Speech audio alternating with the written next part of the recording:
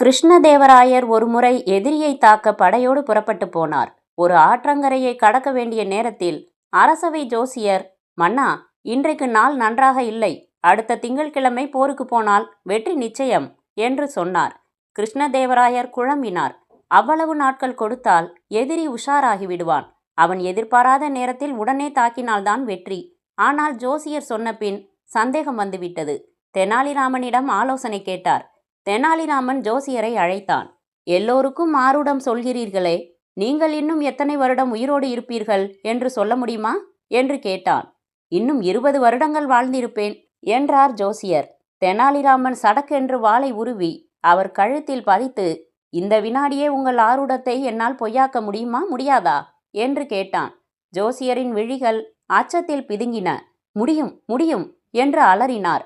அவ்வளவுதான் மன்னா ஜோசியம், உங்களுக்கு எதிரான எந்த ஜோசியத்தையும் உங்களால் பொய்யாக்க முடியும் என்று புன்னகைத்தான் தெனாலிராமன். கிருஷ்ணதேவராயர் ஆற்றை கடந்தார். எதிரியை வெற்றி கொண்டார். நீங்கள் தீர்மானமாக இருந்தால் கோள்களால் உங்களை எதுவும் செய்ய முடியாது. வீண் சந்தேகங்களை விலக்கி உங்கள் மீது நம்பிக்கை வைத்து திறமைகளை வளர்த்து கொள்ளுங்கள். முழுமையான ஈடுபாட்டுடன் செயல்படுங்கள். தானாக கனிந்து வரும் வெற்றிக்கனி.